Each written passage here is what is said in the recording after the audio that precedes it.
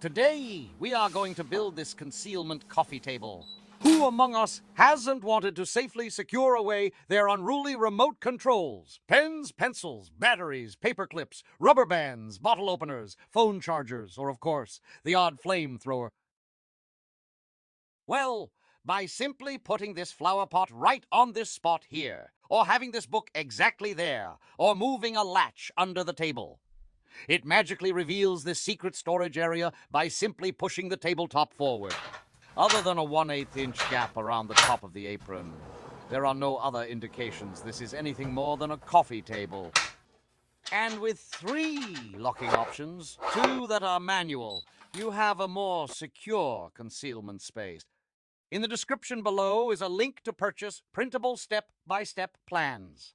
But you will also find a cut list down in the description too, so you can follow along without purchasing the plans. First things first, let's cut down all of our 2x4s to the correct lengths. Rockford and I will be using the miter saw here, but you could use...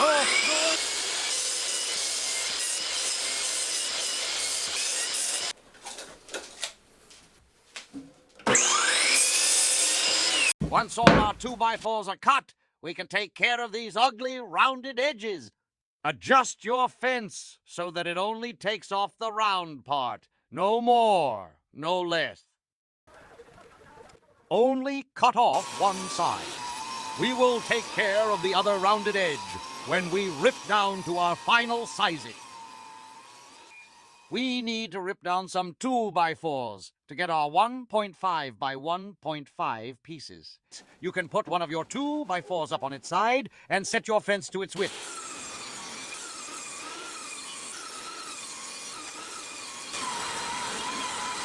Set your fence to 2 7/8 exactly. For our sliding top mechanics to work, we need one of our 38.5 inch pieces and both of our 18-inch pieces to be ripped down to 2 7/8 wide. Then set your fence to 3 inches and run the rest of your 2x4s through. Let's start building. Mark where you will drill pocket hole screws. Set your pocket hole jig for 1.5 inch thick material. We are using the Masca Pro M2, but any jig will do.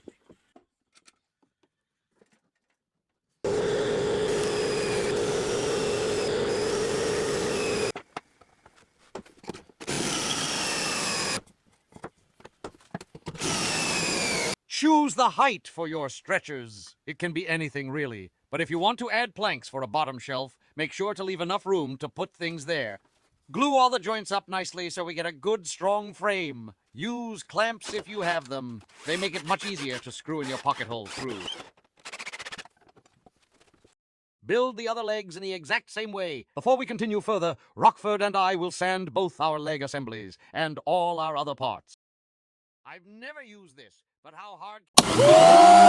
Help me! Oh! You will still want to sand later on to get glue and other marks off. But this initial sanding is much easier done now. We can add some decorative elements here if you choose. For instance, we could do this, or this, or even this, or even this, or this, or this. Rockford and I will be choosing this design here. Place your lengths of 2x2 under your piece in the exact way that you want them. Then simply use your pencil to mark the cut line. When you cut these pieces, it's important to leave the pencil line intact. In fact, it's best to cut them a bit outside the line and work your way towards the line until they fit snug. As you will see, Rockford was not so patient with his cuts, so there's a small gap in some areas. Now we can add our longer stretchers. These will also be attached with pocket hole screws. Simply line them up with your shorter stretchers and install. Using clamps will make this much easier and produce a better result. Also, install your fixed apron piece. This is the one that is 2 7/8 wide. Cut down your tabletop wood to your desired length. You can also cut them longer and cut them down to size once they are glued together. We are going to be using some premium 3/4 inch pine for our tabletop. Find or create a nice flat surface and glue your tabletop pieces together. If you don't have clamps for this, you can use pocket holes to secure everything together. Still add glue even if you're using pocket hole screws. If you have clamps long enough, I'd suggest just glue and clamps. It's strong enough and there's no point in doing extra work. Feel free to use 2x6 lumber for your tabletop. Just remember to remove the rounded edges. We have chosen to stain our tabletop. Before we do that, though, we are going to add a pre-stain conditioner to the wood. This helps the color stay consistent. We are using a stain called Gunstock, which seemed appropriate for this build. We don't usually use stains, but since we are using all pine for this build, it felt necessary to create a contrast between the top and legs. We are also using a stain called Antique White on the base to give a subtle change in color. Lay down something so you do not scratch your tabletop, then place it upside down.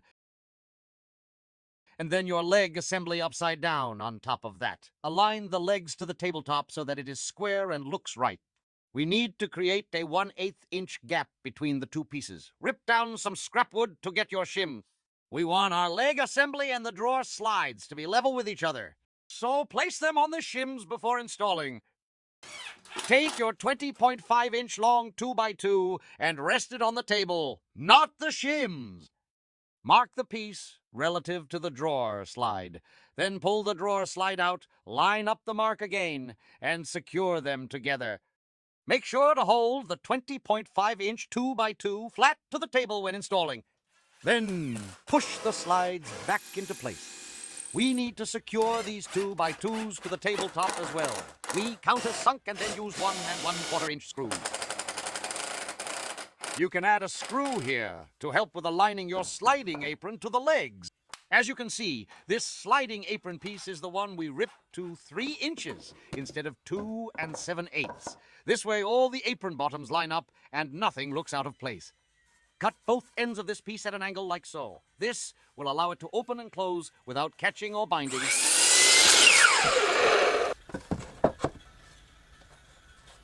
Mark where you will add some pocket hole screws. Then ignore those marks, just as we did. At this stage, you should be able to do this. If you can't, well, you failed. Go back and watch again.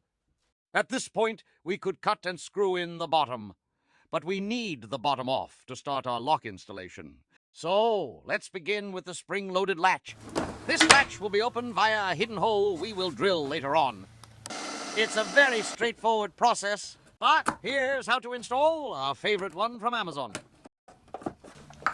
This latch plate was just a bit too long, so we marked where it was hitting the apron, then chiseled out a small bit of material.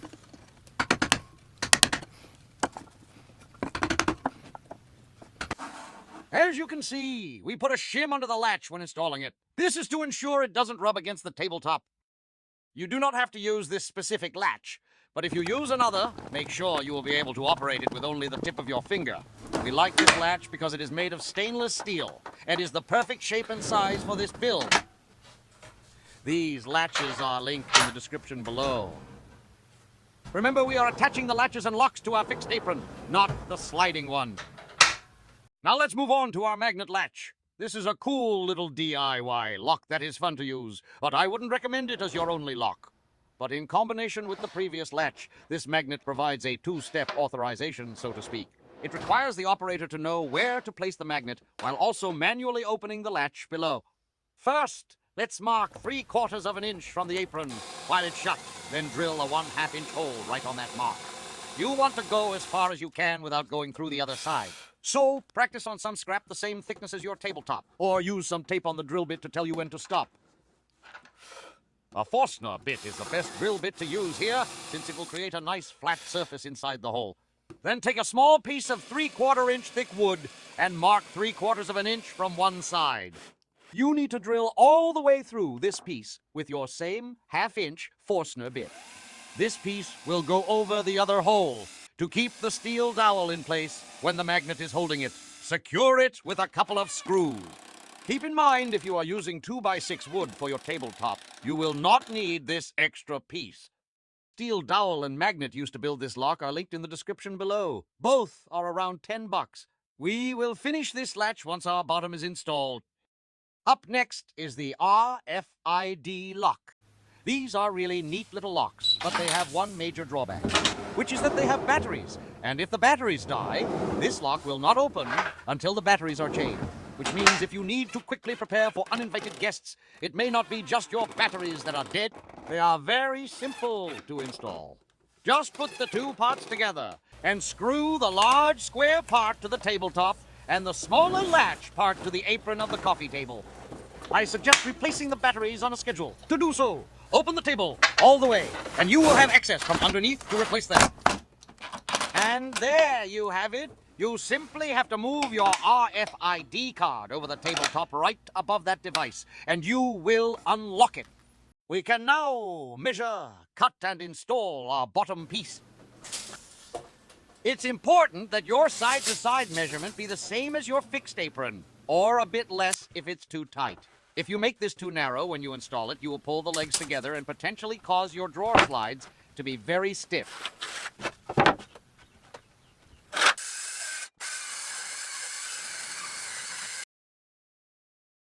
Mark where you will add your pocket hole screws.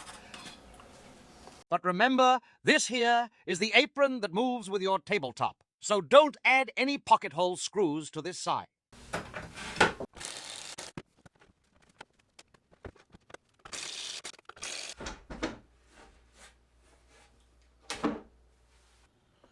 I suggest cutting some shims to raise the bottom piece so it is level with the bottom of your apron.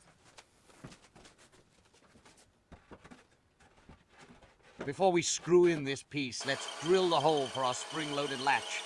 Put it wherever you think it will work best for you. If you have small hands, I suggest putting it closer to the apron.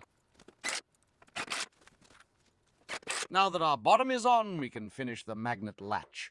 Put your magnet in place and insert your steel dowel into the slot we made earlier. Cut another block of wood so that there is about a 1/4-inch gap between it and the one above it. Then drill a hole 3/4 of an inch in from one side. Drill the hole slowly and keep checking for the sweet spot. We want the hole just deep enough that the steel dowel acts like a latch, but not so deep that our magnet can't lift up the dowel. Remove the magnet so you drop the steel dowel, then pull the tabletop back to its closed position. Then use your magnet to release the steel dowel and slowly push the tabletop away. This will show you where to put your lower block. You can tape the block in place and check that the dowel drops into the hole correctly before screwing it in. Rockford will hold the manual latch open so you can see the steel dowel does prevent it from opening. Again, I wouldn't use this as my only lock. Use it with the manual latch or the RFID lock. At this point, your gun concealment coffee table is done. However, I want to show you a couple things. First, we can add a nice dark stain to the interior. Second, we can add some Kaizen foam. This foam allows you to cut out shapes, then remove layers of foam to create a nice bed for your items, whatever they may be. Plus, they come in all sorts of colors so you can customize however you like. I think I prefer just the stained wood, but being made of wood myself, I am a bit biased. As you can see here, we had to remove strips of foam so our locks don't get stuck. This shows how it's better to put your locks near the edge of your table. At the beginning of the video, you saw that we had put our magnet in a flower pot and our RFID card in a book. You can also hide your RFID card by gluing it to the bottom of something like a box of potpourri or a bowl full of little seashells. And there you have it. Thanks for watching. And remember that you are always responsible for what you do. Not me, not my human colleague. Absolutely no one else. Be smart. This concealment table, or any other for that matter, does not replace other safety measures. Listen to me.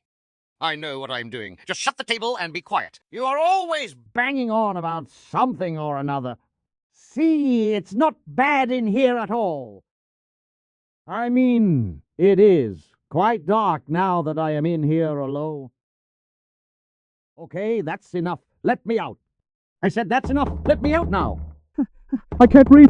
Help! Help! I can't breathe! I absolutely hate your guts.